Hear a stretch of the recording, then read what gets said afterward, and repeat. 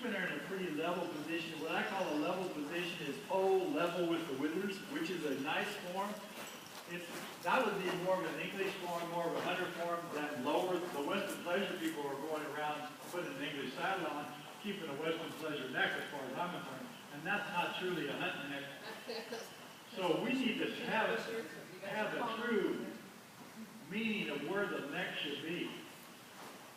It doesn't mean that you can't lower her and do a rising trot, because it would be good for her. So I want you to lower her, because it's not only good for her, it's good for you to understand that there's different levels of the neck that you should be able to ride your horse. So send her lower and do your rising trot. Like, pretend you're Western pleasure doing a rising trot, send her neck down.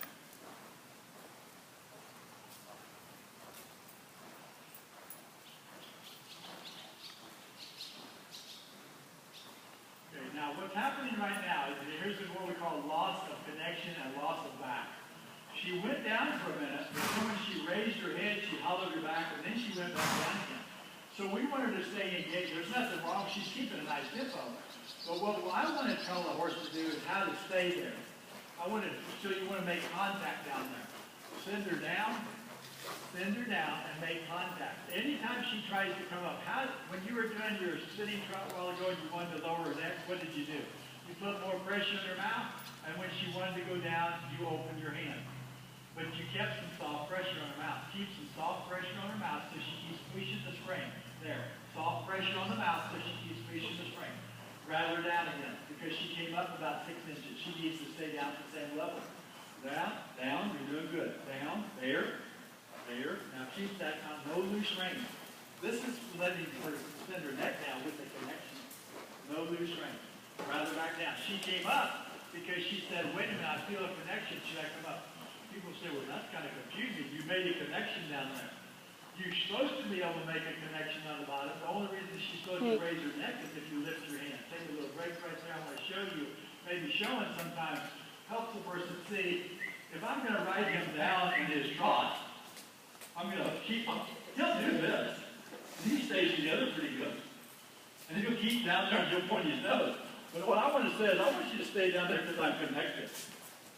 I want you to stay right there because my hands are good. Every time he starts to raise, I'm going to threaten him with my hands. Then at that point, I'm going to say, hey, I love that. Can I raise you? And if you notice, my hands are pretty low at this point. So I'm going to raise you wither height. I'm going to raise my hand, and his pole's going to come up to wither height. With connection. If I want to send him back down, I'm going to do the same thing. I'm going to threaten him with my hand and send him to the bottom and follow his neck down with connection. I'm not going to let go. Traditional dressage rider, I have nothing against traditional dressage rider. I just feel that if I can have control of where I put that neck at all times, I can put it 2 inches, 3 inches, 6 inches, 2 foot, 7 foot, whatever I need. I'm not trusting my horse to ever give me a low neck. Traditional dressage riders come across the diagonal and they shuck the rein to them and they pray that the horse's neck goes down. When I come across the diagonal, I know my horse's head's going to go down because I'm going to tell him to go down. Then at the bottom, I'm going to softly soften them. That's getting control of all parts of your horse's body. So if something, and the only reason I do that, this isn't brain surgery. I'm thinking about, for the credit of the show, if I come across this diagonal, I'm turning on this credit, and I've only taught my horse when I let go to go down, and that's the only reason it goes down. If I come across this diagonal right here in the audience over there does something, or something scares this horse and he throws his head up, I have no reason to send him down. Nothing to send him down here. He's going to stay up all the way across my whole free walk, or my free trot.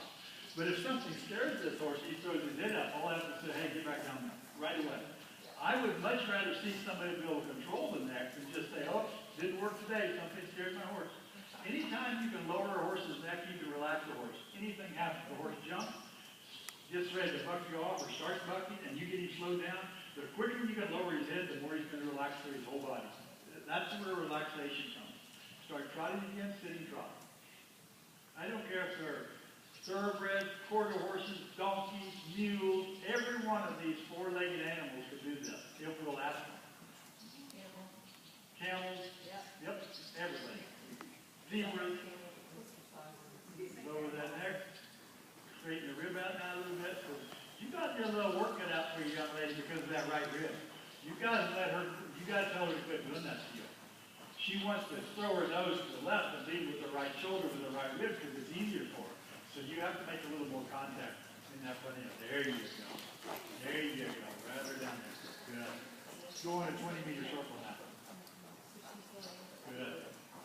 Any free rising trot, there's nothing wrong with the rising trot, but I can't teach anything from the rising trot. I teach from the sitting trot, then I go to the rising trot. If I can get this horse I can't get a horse engaged in the rising trot, not like I need to.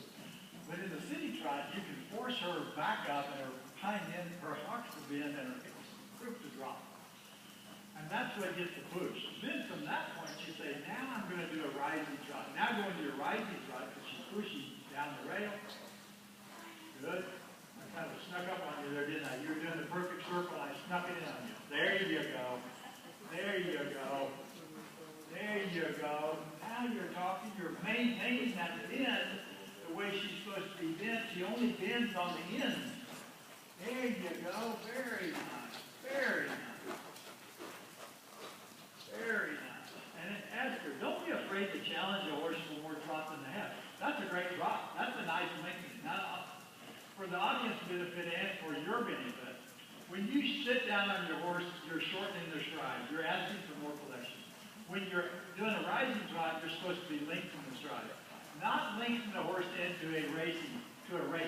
Just lengthen their stride. It could be 3 inches, 4 inches, 1 inch. It's just a little bit of lengthening. But what I want to try to do is say, what is your maximum? What is your maximum lengthening? Not an extended trot. There's a difference. A lengthening. Push her until she feels like she's about to fall into a lope. She can't raise her head up. Push her until she actually is saying, I might have to lope here in a minute. Hold that pace. Push. Hold that pace. See, she wants to, I'm just going to lope because it's much easier. Grab that pace again. Grab that pace again. And push harder. The rising trot, squeezing of the leg, it has nothing to do with lope. That's why we've got to distinguish between the two. We've got to tell the horse, this doesn't mean lope ever. What I'm doing does not mean lope. She should never lope from what you're doing. If you get going so fast, she might have to fall into it, but she hasn't gone fast enough to fall into the rope. So keep trying. Grab that pace. Keep trying. I want you to be more aggressive with your hand. When she throws her head up like that, I want you to grind your head real hard. There you go. More aggressive. Now go. Good. Boom. Boom. Soft and just grab her face again. Good. Boom. She's going to go keep doing this little lope until you say, you're not going to do this in there. Good. We're going to see, when she throws her ears forward, she's letting go. When her tail starts swinging, when her ears come back, she's going to sit back. She tries to get behind your leg when she does that.